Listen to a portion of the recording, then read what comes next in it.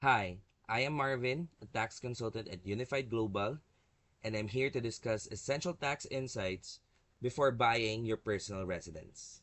The concept of standard deduction and itemized deduction are important for any taxpayer. It is as important because the taxpayer needs to know what are the beneficial payments that can be included or deductions so that their tax liabilities can be lowered too. The standard deduction is where the IRS says we'll give you a basket with 15 apples in it. While itemized deduction is where the IRS says you can get your own apples and see if it's more than 15. Now the taxpayer needs to know to take the higher of the two basket. The higher the apples in the basket, the more beneficial it is for the taxpayer.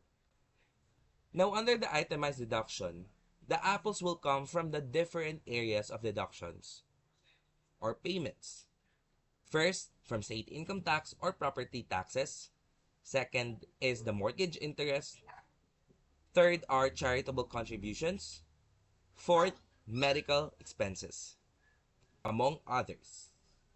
Here's a fun way to explain the standard deduction and the itemized deduction to our client. Here, the IRS says, we'll give you a standard basket of 15 apples in it, guaranteed. Or you can itemize your own apples and see if you're able to get more than 15. You'll get the higher one. Now, the client is contemplating whether to choose the standard deduction or the itemized deduction. But the IRS interjected. But you'll have to follow my rules. You can only take apples from trees that relate to your tax situation. Now the client says, because I paid state income tax and property tax, I can pick 5 apples. I have a mortgage as well, so I picked 9 apples. I also donated to charity and goodwill. This allows me 4 apples. I didn't have any medical expenses, so no apples from this tree. Overall, I picked 18 apples. I'm going to itemize because it's more than the 15 apples the IRS was giving me. For this situation, we'll be itemizing 18 apples, which is 3 more than what the IRS give. Here is another comic strip. The IRS says, we'll give you a standard basket of 15 apples in it, guaranteed. Or you can itemize your own apples and see if you're able to get more than 15. You'll get the higher one. The client is now contemplating whether to choose the standard deduction or the itemized deduction. But the IRS interjected. But you'll have to follow my rules. You can only take apples from trees that relate to your tax situation. Now the client is assessing. I paid a little bit towards state income tax. That's 1 apple. I don't have a mortgage, so no apples from this tree. I did donate to Goodwill. This allows me 3 apples. I didn't have any medical expenses, so no apples from this tree. Overall, I picked 4 apples, so I'll take the standard 15 apples the IRS is giving me instead. For this situation, we'll be taking the standard deduction of 15 apples.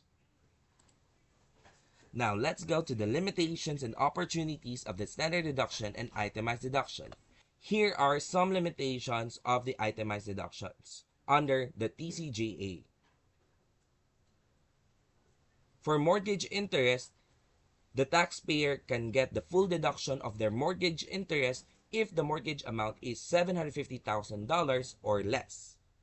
If the mortgage amount is more than the $750,000, the taxpayer needs to compute for the limited deduction. That is dividing the $750,000 limit over the actual mortgage amount.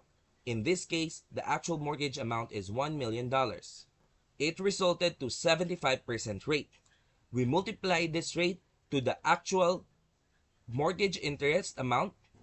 In this case, the actual mortgage interest amount is $40,000. The result is $30,000, meaning we can only deduct under the itemized deduction $30,000 as mortgage interest. For taxes, this can be combination of property taxes and state income taxes. The maximum limit for the taxes combined is $10,000. Since we have this limit, we must take the lower of the two, the lower of the actual payments and the $10,000 limit. Of course, if the actual amount paid is less than the limit, then we must use the actual amount as our taxes to be reported as deduction in the return. Now let's check the opportunities.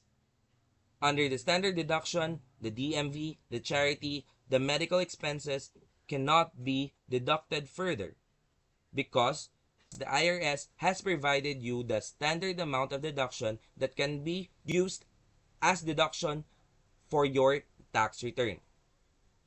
However, if we use the itemized deduction alongside with the mortgage interest, the DMV, charity, and the medical expenses can also be deducted.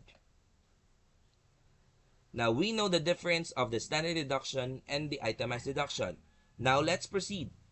What is deductible on the year of buying the home?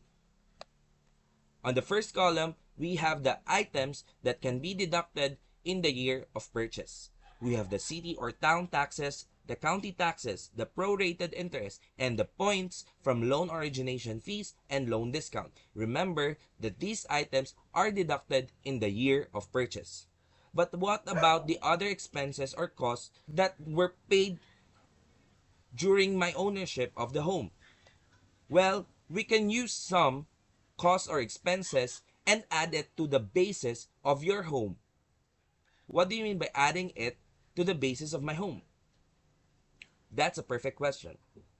We can add some costs or expenses to the basis of your home so that in the future, when you decide to sell your home, your taxable gain will become lower.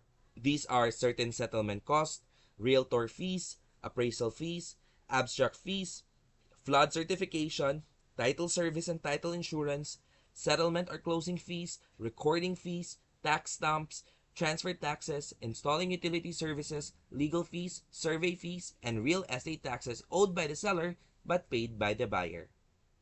With this, we can add additional cost basis to your home that in case you sell your primary home in the future, this will provide lower taxable gains, thus incurring you lower taxes. Now, there are other costs or payments that cannot be deducted, not added to basis.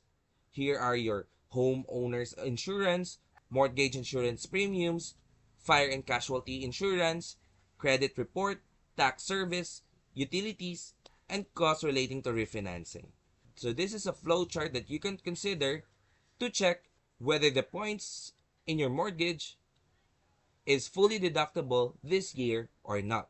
I hope you get some knowledge with regards to the essential tax insight before you buy your personal residence. Thank you and see you next time.